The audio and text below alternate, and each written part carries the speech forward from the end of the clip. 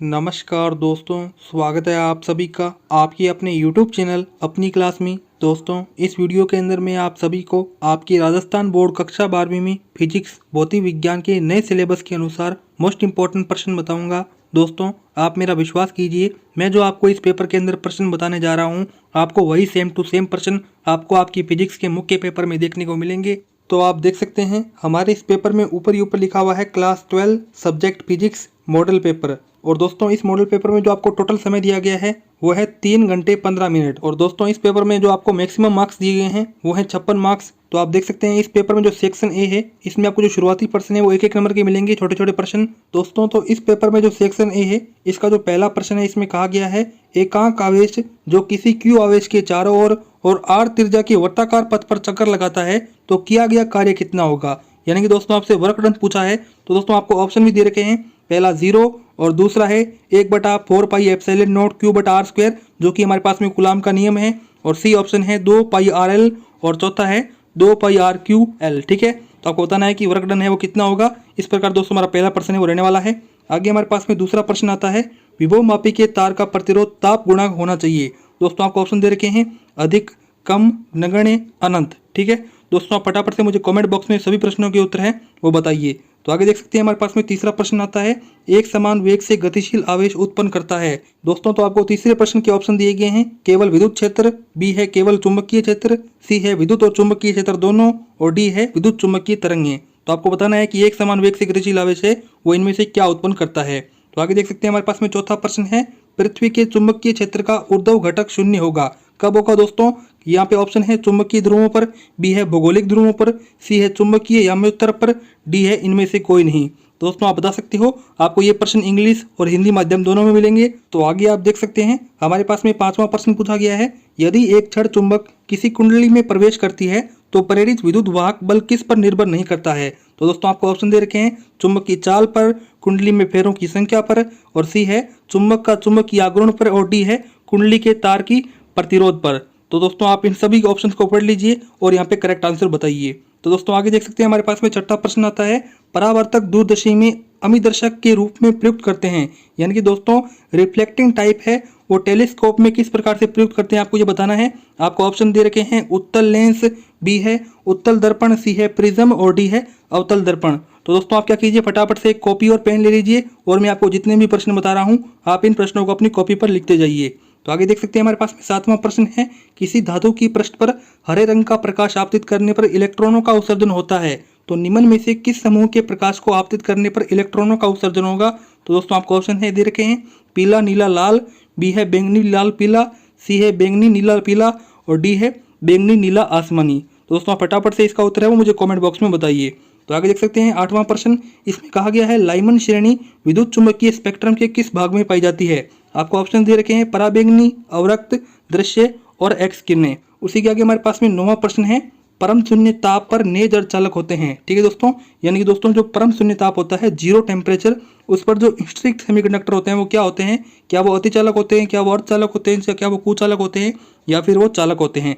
दोस्तों यदि आपने अर्धचालक सेमीकंडक्टर चैप्टर पढ़ रखा है तो आप इस प्रश्न का उत्तर है वो दे सकते हो। तो आगे आप देख सकते हैं हमारे पास में 10वां प्रश्न पूछा गया है विद्युत चुंबकीय तरंगें वहन नहीं करती है। तो दोस्तों आपको ऑप्शन दे रखे हैं ऊर्जा, आवेश, संवेग, सूचना। ठीक है दोस्तों, आपको बताना है, मेरे हिसाब से यहाँ पे होगा इन्फॉर्मेशन, क्योंकि दोस्तों विद्युत चुंबक की जो तरंगें होती है वो कुछ इस प्रकार से गति करती है। और दोस्तों कोई भी चीज़ जब गति करती है तो गति इसलिए करती है क्योंकि उसमें एनर्जी होती है। ठीक है, और साथ ही कोई भी आवेश है वो गति करता है। आवेश क्या है, विद्युत चुंबक की तरंग का ही प्रकार है। उसी प्रकार दोस्तों जब कोई चीज़ गति करेगी तो उसके अंदर संवेग भी होगा। आप जानते हो कि P = क्या होता है, mv होता है। क्या दोस्तों, mv होता है, यानी कि संवेग भी उसमें जरूर होगा, लेकिन दोस्तों इन्फॉर्मेशन उसमें कोई भी प्रकार की नहीं होगी। यानी कि 10वें का करेक्ट आंसर क्या होगा, ऑप्शन नंबर डी।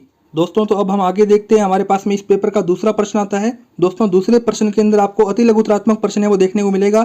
यानी कि जो हमने पहले ऑब्जेक्टिव क्वेश्चन देखे थे जिसमें आपको ABCD 4 ऑप्शन दिए गए थे वो प्रश्न अब खत्म हो जाते हैं। अब आपको अति लघुतरात्मक प्रश्न मिलेंगे जिसका जो उत्तर है वो आपको 1 लाइन के अंदर देना होगा। तो आप देखिए दूसरा अति लघुतरात्मक प्रश्न है विद्युत क्षेत्र में विद्युत द्विध्रुव की स्थायी संतुलन अवस्था तथा अस्थायी संतुलन अवस्था किस स्थिति में होती है, आपको ये बताना है।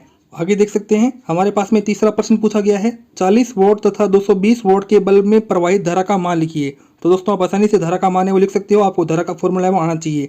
आगे देख सकते हैं चौथा प्रश्न, धारा मापी में नरम लोहे का बेलनाकार टुकड़ा क्यों रखा जाता है, आपको ये बताना है। दोस्तों आपको बताना चाहूँगा ये जो प्रश्न है वो फिजिक्स के बहुत ही इंपॉर्टेंट प्रश्न है और इन्हीं प्रश्नों के आने का चांस आपके फिजिक्स में पेपर में बहुत ज़्यादा है। तो आगे देखिए हमारे पास में 5वां प्रश्न है, चुंबकत्व के लिए गाउस का नियम लिखो। दोस्तों ये भी बहुत इंपॉर्टेंट प्रश्न है, आपको जो आपके स्कूल के टीचर हैं वो आपको आपके टेस्ट में ये प्रश्न जरूर देते होंगे क्योंकि मोस्ट है। आगे हमारे पास में 6वां प्रश्न है, दो तरंगों के व्यक्तीकरण के लिए सबसे महत्वपूर्ण शर्त क्या है, आप ये बता सकते हो। आगे देख सकते हैं हमारे पास में 7वां प्रश्न है, निरोधी विभव को परिभाषित करो। इसी के आगे 8वां प्रश्न है, एंड द्वार की सत्यता सारणी बनाइए। तो दोस्तों यदि आपने सेमीकंडक्टर चैप्टर पढ़ रखा है तो आप एंड, नेंड और गेट इन सभी की सारणी है वो बना सकते हो। आप आगे देख सकते हैं हमारे पास में 9वां प्रश्न पूछा गया है, किसी संधारित्र के प्लेटों के मध्य ER परावैद्युतांक का पदार्थ रखने पर इसकी धारिता कितनी गुनी हो जाती है। तो दोस्तों यहाँ पे आपको फिल इन द ब्लैंक्स दे रखा है, आपको ये फिल इन द ब्लैंक्स है वो भरना होगा। तो अब आप आगे देखिए हमारे पास में 10वां प्रश्न पूछा गया है, उदासीन बिंदु पर चुंबक का चुंबकीय क्षेत्र पृथ्वी के चुंबकीय क्षेत्र के किन माध्यमों द्वारा निरस्त हो जाता है। ठीक है दोस्तों, आप ये प्रश्न है वो आसानी से कर सकते हो। आगे हमारे पास में 11वां प्रश्न आता है, विद्युत चुंबकीय तरंगें किसके द्वारा उत्पन्न होती है तथा इनके संचरण के लिए किन माध्यमों की आवश्यकता नहीं होती, आपको ये बताना है। तो अब आप आगे देख सकते हैं हमारे पास में इस पेपर का सेक्शन भी आता है जिसमें आपको जो प्रत्येक प्रश्न है वो 2 नंबर का मिलेगा। तो आप देख सकते हैं 12वां प्रश्न, एक कुंडली का स्व प्रेरकत्व 20 हेनरी है, 100 वोल्ट का प्रेरित विद्युत वाहक बल उत्पन्न करने के लिए 1 सेकंड में 10 एम्पियर की धारा का मान घटकर कितना हो जाना चाहिए। तो दोस्तों आप आसानी से बता सकते हो, आपको जो कुंडली का स्व प्रेरकत्व है वो 20 हेनरी दे रखा है। ठीक है, आगे हमारे पास में इस पेपर का 13वां प्रश्न आता है, किसी आयाम मॉडलित तरंग का अधिकतम आयाम 5 वोल्ट तथा 2 वोल्ट न्यूनतम आयाम है, तो मॉडुलन सूचकांक म्यू का मान ज्ञात करो। तो दोस्तों आप आसानी से म्यू का मान है वो ज्ञात कर सकते हो। तो आगे हमारे पास में अब 14वां प्रश्न आता है, इसमें कहा गया है द्रव्यमान क्षति तथा बंधन ऊर्जा किसे कहते हैं। दोस्तों ये वेरी मोस्ट इंपॉर्टेंट प्रश्न है, इसलिए आप इस प्रश्न को जरूर याद कर जाना। और दोस्तों साथ ही आप इन प्रश्नों को कृपया करके कहना चाहूंगा कि आप कॉपी पर लिखते जाओ क्योंकि मोस्ट इंपॉर्टेंट प्रश्न है, इन्हीं का आने का फुल चांस है। दोस्तों तो आगे आप देख सकते हैं हमारे पास में 15वां प्रश्न पूछा गया है, 100 वोल्ट का एक वर्णीय प्रकाश स्रोत 4 × 10⁻20 फोटोन प्रति सेकंड उत्सर्जित करता है, तो प्रकाश की तरंग दैर्ध्य ज्ञात करो। यानी कि दोस्तों आपको लैम्डा है वो ज्ञात करना होगा। तो आगे अब आप देखिए हमारे पास में इस पेपर का सेक्शन सी आता है जिसमें जो आपको प्रत्येक प्रश्न है वो 3 नंबर का मिलेगा। जैसा कि आप देख सकते हैं इसमें हमारे पास में 16वां प्रश्न पूछा गया है, विभव मापी की सहायता से प्राथमिक सेल का आंतरिक प्रतिरोध ज्ञात करने के सूत्र की व्युत्पत्ति करो तथा आवश्यक परिपथ बनाइए। तो दोस्तों आप आसानी से परिपथ है वो बना सकते हो आंतरिक सेल का और विभव मापी का। आगे देखिए 16वें के पूछा गया है, दो सेलों के विद्युत वाहक बल क्रमशः E1 तथा E2 हैं एवं आंतरिक प्रतिरोध क्रमशः R1 तथा R2 हैं, सेलों को समांतर क्रम में संयोजित करने पर संयोजन का तुल्य विद्युत वाहक बल तथा तुल्य आंतरिक प्रतिरोध ज्ञात करो। तो अब आगे हमारे पास में इस पेपर का 17वां प्रश्न आता है जिसमें कहा गया है, एम्पियर का परिपथीय नियम लिखो तथा अधिक लंबाई की धारावाही परिनलिका की अक्ष पर चुंबकीय क्षेत्र ज्ञात कीजिए और साथ ही आवश्यक चित्र है उसे भी बनाइए। तो दोस्तों आप आसानी से आवश्यक चित्र और परिनलिका की जो अक्ष पर चुंबकीय क्षेत्र है वो ज्ञात कर सकते हो। तो देखिए दोस्तों 17वें के अथवा पूछा गया है और दोस्तों ये जो प्रश्न है वो हर पेपर में आता है। देखिए बायो-सावर्ट के नियम से किसी वर्ताकार धारावाही लूप की अक्ष पर चुंबकीय क्षेत्र है वो ज्ञात कीजिए और आवश्यक चित्र बनाइए। तो आप इस प्रश्न को अपने पेपर को देने से पहले जरूर याद करके जाना क्योंकि ये 5 नंबर का पक्का आने वाला है। तो आगे देखिए 18वां प्रश्न, यंग ड्यूसिल प्रयोग में व्यक्तीकरण करने वाली तरंगों के आयामों का अनुपात 3/2 है। ठीक है, निम्न के अनुपात ज्ञात करो, जैसे कि पहला है एम्पलीट्यूड्स यानी कि आयामों का और दूसरा है इंटरसाइट्स यानी कि तीव्रताओं का। तो आगे आप देखिए हमारे पास में 18वें के अथवा में एक और प्रश्न पूछा गया है, यंग ड्यूसिल प्रयोग में 6600 एंगस्ट्रम फ्रिंज दिखाई देती है, तो 4400 एंगस्ट्रम तरंग दैर्ध्य का प्रकाश प्रयुक्त करने पर कितनी फ्रिंजें दिखाई देगी। ठीक है दोस्तों, तो अब आगे हमारे पास में 19वां प्रश्न आता है, बोर के परमाणु मॉडल के अभिकृति लिखिए तथा इसकी कमियां बताइए। दोस्तों बोर का मॉडल है वो आ सकता है तो इसको आप जरूर याद कर देना।